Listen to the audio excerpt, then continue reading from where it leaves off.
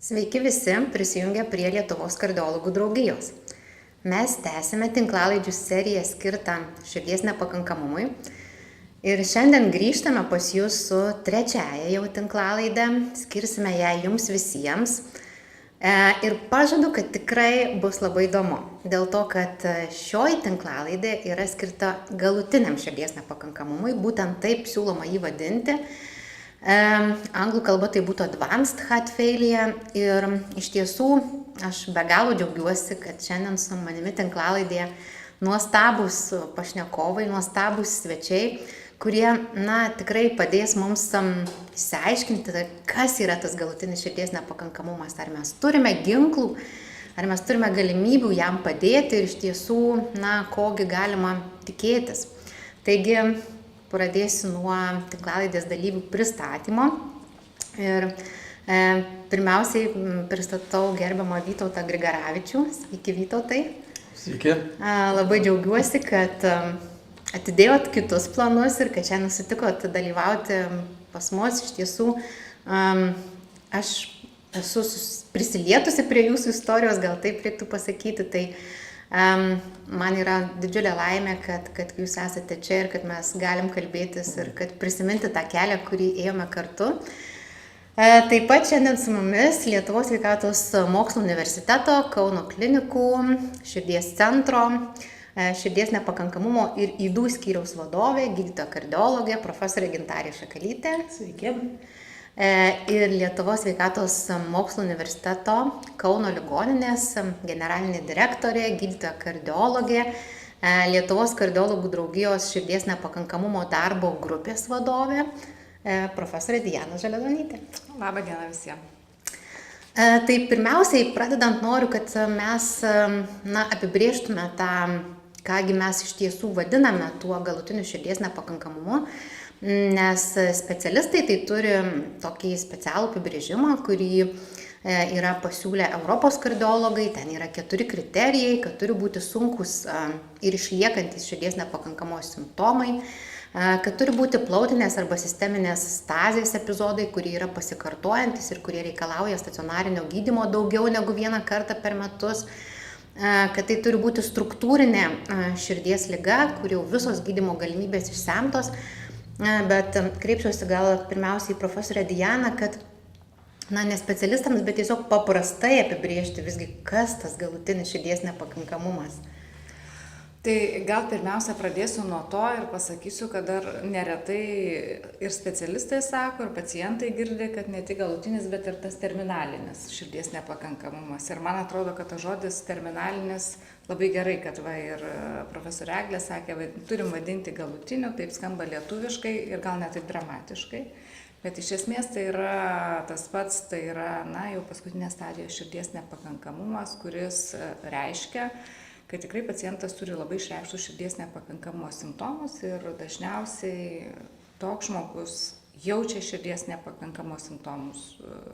Iš esmės tai yra dusulys, fizinio krūvio netoleravimas, jau ramybėje tie simptomai yra. Ir bet kokia kasdienė veikla, jinai tikrai kelia labai daug iššūkių pačiam pacientui. Bet turbūt kalbėsim ir toliau, kad tai ne vien tik dažniausiai ir su pacientu susiję, bet jau tampa susiję ir su jo aplinka, ir su jo artimaisiais, su specialistais, kurie turi tam pacientui padėti įveikti šitą gyvenimo etapą. Ir turbūt, kad jau nepasakyti, kad čia taip dramatiškai, tai net ir galutinis širdies nepakankamumas, šiai dienai ir kalbėsim, tikrai yra tų situacijų ir sprendimų, kad gali būti valdomas ir reikia visą laiką ieškoti išeities. Taip, iš tiesų, aš galvoju, kad mūsų vienas ir iš tikslų šios tinklalaidės parodyti, kad mes turime tų galimybių ir kad galutinis širdies nepakankamumas tikrai nėra nuosprendis. Ir kad labai smagu turbūt pasidžiaugti, kad galimybės tos, kurios yra visame pasaulyje, lygiai tokios pačios yra ir Lietuvoje, ir mūsų pacientai jas irgi gali tikrai gauti. Ir dabar jau kreipsiuosi į profesorę Gintarę, kadangi jos skyrius yra būtent tas, iš kurio vienas iš transplantologijos centrų ir gauna pacientus, tai konkrečiai Kauno klinikų centras. Tai tikrai kokios tos galimybės yra, kokie tie pasirinkimo variantai, kai mes jau sakom, kai jau visi specialistai nusprendžia, Sprendimas yra čia jau ne vieno gydytojo, ne, bet tai yra jau konsiliumas, tai vadinamoji širdies komanda pasako, taip, čia yra jau galutinis širdies nepakankamumas, visos įprastos gydymo galimybės yra išsemtos. Tai galutinis širdies nepakankamumas arba terminalinis, toks grėsmingai skambantis pavadinimas, dėja yra mūsų skyriaus kasdienybė, yra kasdienė duona. Bet aš dar norėčiau prisiminti savo vieną pacientą prieš daugiau negu 15 metų, kuris kreipėsi pas mane sėdėdamas namuose fotelyje ir gyvendamas tame fotelyje naktim ir dienom, nes dusdavo, buvo tikrai labai sutinęs ir net tada pritaikus optimalų medikamentinį gydymą, tas pacientas išgyveno daugiau negu 10 metų. Tačiau šiandien mes nekalbam apie vien tik optimalų medikamentinį gydymą, tai yra klinikiniais tyrimais įrodytas vaistų grupių skyrimas tinkamom dozėm, tinkamu deriniu, tačiau ir skiriant geriausią galimą pasaulyje gydymą, nes mes turime tokias galimybės, dėja pacientai vis grįžta pas mus į stacionarą. Kiekvienas grįžimas į stacionarą arba stacionarizavimas dėl dusulio naktimis yra blogos prognozės požymis, ir ateina laikas tada, kada reikia spręsti, kaip ir Eglė jau minėjo, širdies komandoje, galbūt naudoti ne vien tik tai vaistus, bet ir papildomas priemonės, tai yra širdį pavaduojančius prietaisus, arba net atrinkus pacientą į širdies transplantacijai transplantuoti širdį, ką puikiai daro mūsų kardiochirurgų komanda, nes tos papildomos ir sudėtingos priemonės, tiek širdį pavaduojantis prietaisai kaip tiltas į širdies transplantaciją, taip ir širdies transplantacija atliekama tikrai sėkmingai. Deja, turime vieną didžiulę problemą, kad laukiančiųjų eilė yra didesnė negu galimybės turėti donorų širdžių, tačiau vis metai iš metų tas skaičius donorų didėjantis yra ir turime laimingų pacientų, kurie gyvena ne tik metais, 5-mečiais, bet ir 10-mečiais su transplantuota širdimi. Tai aš dar galvoju, kad gal reiktų sugrįžti, kad, kai jau mes pasakom, kad taip, čia yra galutinis širdies nepakankamumas ir turime iš principo 3 variantus, ar ne? Tai arba galima tiesiog sakyti, kad taip, dabar yra galutinis širdies nepakankamumas ir yra indikacijos širdies transplantacija ir pacientas tiesiog įrašomas į laukiančių širdies transplantacijos eilę, kur vėlgi yra įvairaus skubumo sąrašai, priklausomai nuo esamos būklės, bet yra ir kitoji situacija, kai mes sakom, taip, yra galutinis širdies nepakankamumas, yra indikacijos širdies transplantacijai, bet mes turime spręsti situaciją čia ir dabar, mes neturime donorinės širdies, kurią galėtume kažkaip tai pasiimti ar ne, ir tada mums ateina į pagalbą, jeigu nemoksliškai, tai vadinamos dirbtinės širdys.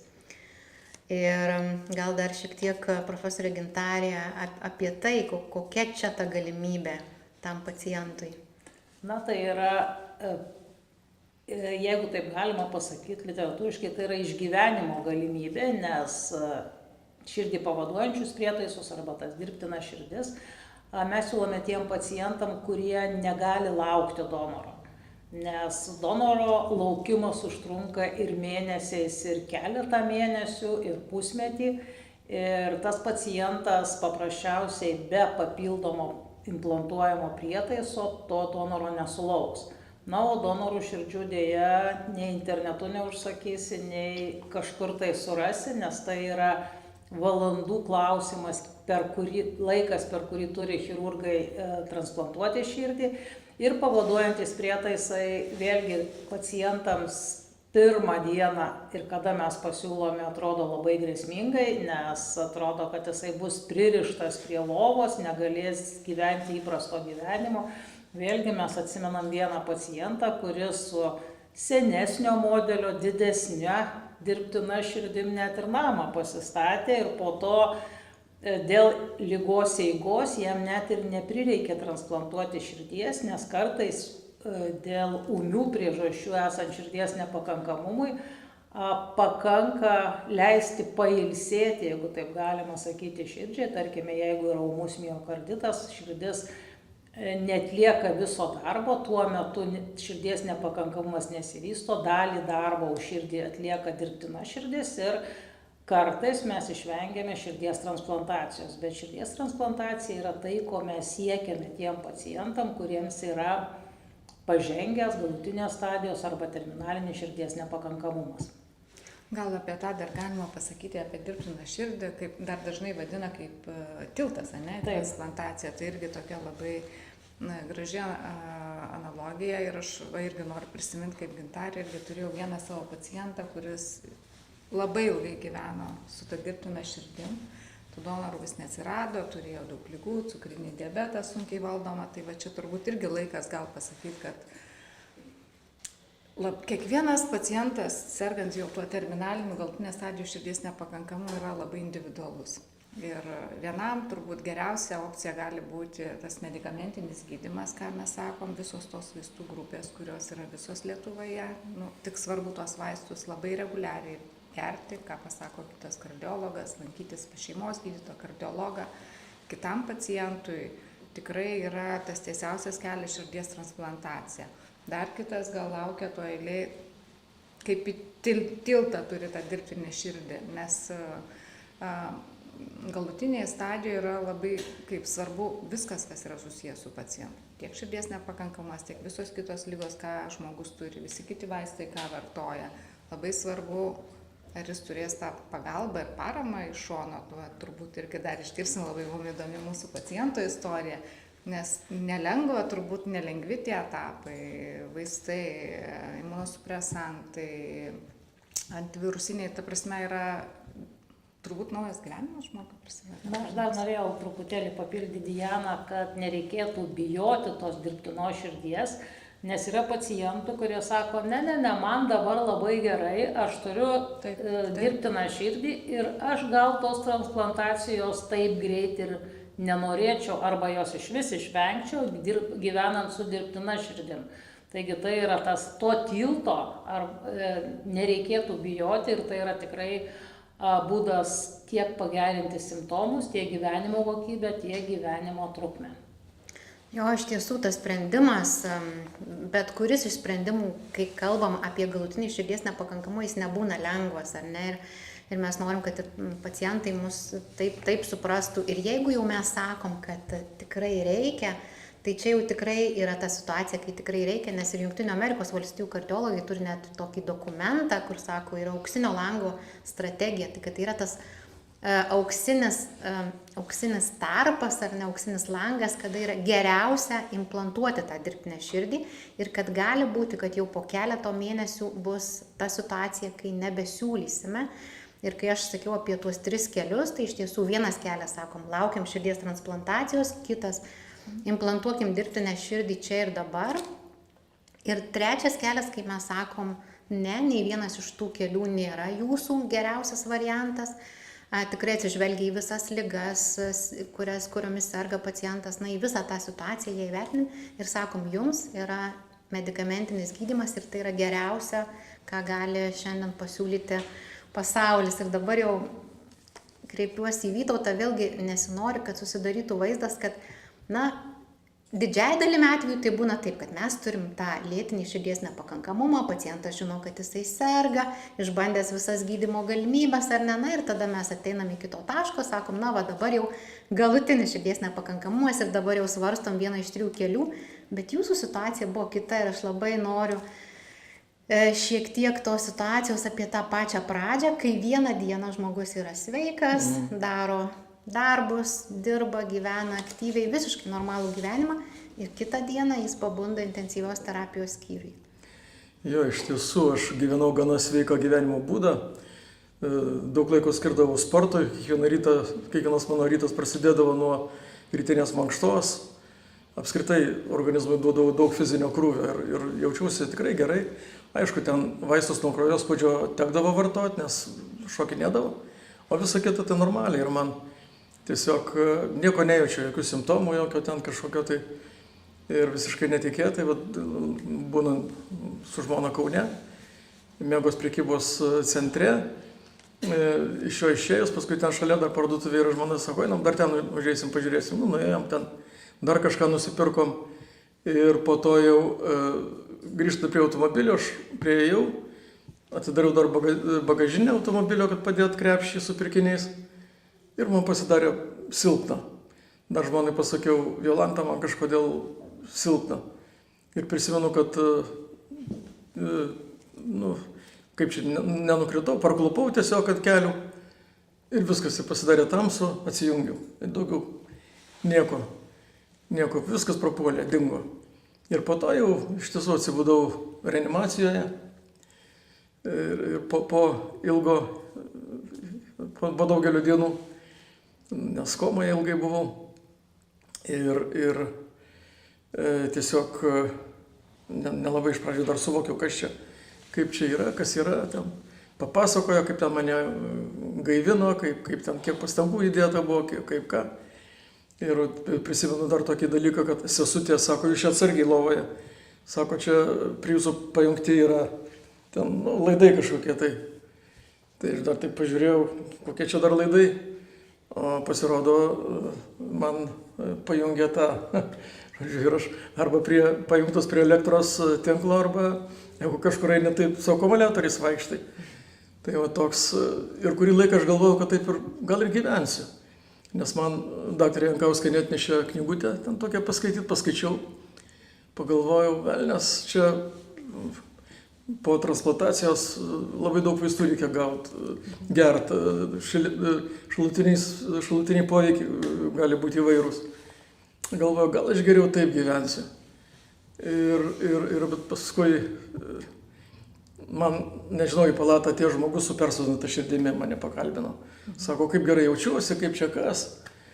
Žodžiu, nežinau, gal ten jį atsiuntė gydytoją ar kokį galą, bet tai paskui ten vieną skambutį tokį turėjo irgi iš pažįstamo. Irgi sako, Vitelį, nebijok, viskas bus gerai, sako, mano kaimynas su persodinta širdimi, sako, bėgioja kaip 16-kinis. Taip ir ryžausi. Ir dabar džiaugiuosi. Aš dar galvoju, gal mes prisimintume tą epizodą, nes irgi kaip tie sprendimai sunkus, juk jūs praėjot visus etapus. Ir vienas tas etapas buvo, kai iš vis buvo ta vadinamoji ECMO sistema prijungta. Tai yra tas, ką mes vadinam laikina kraujotakos pavadavimo priemonė. Toliau jau buvo ta tikroji dirbtinė širdis, ar ne, su kuria jūs gyvenot, priminkit. Metus 4 mėnesius. Metus ir 4 mėnesius, tai reiškia, tiek truko ta kelionė. Ir jeigu prisimintumėt jau tą laiką, kai jau buvo situacija po ligoninės, namuose jau su dirbtinė širdim. Kaip, kad visi suprastų, koks tas gyvenimas. Irgi labai daug nepatogumų, visą laiką kažkur tai eini, tai visą laiką nešiojasi krepšiuką. Čia akumuliatoriai pajungti čia virš bambos padarytas pajungimas, toks eina ir vaikštai. Namuose grįžti, eini miegoti, vėl persijungi, kad būtų maitinimas nuo tinklo. Blogiausia būdavo, kai reikėdavo maudytis. Sudėtinga, tuomet jau be kito pagalbos jau nelabai gali, kadangi reikia saugoti ant akumuliatorių, kad vanduo neužlietų, nes gali gauti įtampos ir panašiai. Tai tokie nepatogumai būdavo ir didžiausia man baimė buvo, aš sodyboje gyvenu ir ten kartas nuo karto būdavo, kad dingsta elektra. Galvoju, kaip tokia atveju, ir paskui klausiu pas gydytojus ten klinikos, sakau, jeigu elektra dings. Tai man atsakė, sako, tuomet važiuokit į ligoninę, sako, ten visuomet yra generatoriai, sako, jūs pajungs ir bus gerai. Tai va tokie mano prisiminimai. Bet iš tiesų nepatogumų labai daug buvo ir aš dabar labai džiaugiuosi, kad gyvenu tokį gyvenimą kaip ir visi. Esu jeigu nereikėtų tų vaistų gerti, tai galima sakyti, kad sveikas žmogus. Tai viskas labai gerai, labai džiaugiuosi, kad toks stebuklas padarytas.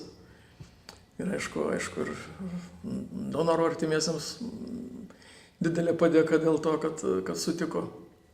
Nors nežinau, kas jie tokie, bet stebuklas. Tai žodžiu, istorija, jeigu labai trumpai galim pasakyti, kad kartais gali būti taip, kad tu jautiesi labai sveikas ar ne, kad viskas yra Taip, gerai. taip. Ir ta kita diena, ir aišku, ta galutinio širdies nepakankamo diagnozė, nedaroma jau tą kitą dieną, bet tikrai, jeigu ta ligos eiga tampa sudėtinga, jeigu, toliau širdies nepakankamumas progresuoja ir nebegalima kitais būdais jo suvaldyti. Ir aš atsimenu tą situaciją, mesgi bandėme atjungti jūs nuo dirbtinės širdies. Eksperimentas toks buvo, vėl mane gražino į reanimacinę palatą, ten atjungė nuo visos šitos aparatūros ir aš kol guliu, kaip jaučiuosi, sako, gerai, viskas gerai, sako, eikit pasivaikščiot. Tai aš su slaugutė ten už parankės išėjau į koridorių, einu, žiūriu, kad man oro trūksta. Pradeda toks, pasakiau, šitą įmonę, man vėl į palatą, vėl tenais pajungė viską. Sako, matot, širdis pavargusi, jau sako, reikia keisti. O sakykit, ar tie vaistai, kurių jūs bijojot ir dabar vartojat, ar jie trukdo gyventi? Ne, visiškai netrukdo. Aišku, jų pamažėjo. Man anksčiau būdavo, kai reikėdavo prednizoloną gerti dideliais kiekiais, tai rankos virpėt pradėjo. Aš pas gydytoją klausiu, sakau, kodėl man rankos virpa? Sako, nuo vaistų, nuo prednizolono. Bet paskui sako, po kurio laiko sako, nereikėsiu gerti. Taip ir buvo. O dabar tai geriu, praktiškai su tiem visokiais papildais, tai 6 tabletės ryte, 6 vakare, viskas. Ir visiškai netrukdo. Labai geras pavyzdys to, kai pacientai sako, aš bijau nepageidaujamų vaistų poveikių, o iš tiesų mums reikia žiūrėti to vaistų naudą, kuri yra keleriopai ar keletą kartų, 14 kartų didesnė. Tai čia tikrai yra irgi tokia labai gera žinutė, kad vaistai taip, jie gali turėti nepageidaujamą poveikį, kuris yra pakankamai retas, o nauda yra reikšmingai didesnė. Tai čia liečia ir jūsų vaistus, ir tuos vaistus, kuriuos dar pacientai vartoja iki visų pavaduojančių prietaisų, iki širdies transplantacijos. Tai yra to standartinio širdies nepakankamo gydymo vaistai. Taip, aš tik kaip pavyzdį visada sakau kitiems širdies nepakankamo pacientam, kurie dar nėra galutiniai širdies nepakankamo pacientai, kai jie sako, man labai daug vaistų, jūs čia turit man sumažinti vaistų. Aš sakau, žiūrėkit, jeigu aš konsultuoju pacientą po širdies transplantacijos, tai mes nediskutuojam ir ten visi labai patenkinti ir geria, va kaip jūs sako, 6 iš ryto ar ne 6 vakare. Iš tiesų, aš dar galvoju truputėlį apie tą pačią transplantologiją Lietuvoje, apie tuos centrus, kuriuos mes turim, vis tiek turbūt turim paminėti, kokia ta situacija pas mus yra. Nežinau, kuri iš... Aš galiu pradėti, mes, manau, kad ir Diana ir aš tą patį pasakysim, kad Lietuvoje yra dvi universiteto ligoninės, tai yra Vilniaus Santaros klinikos ir Kauno Lietuvos sveikatos mokslų universiteto ligoninė, kurios transplantuoja širdį.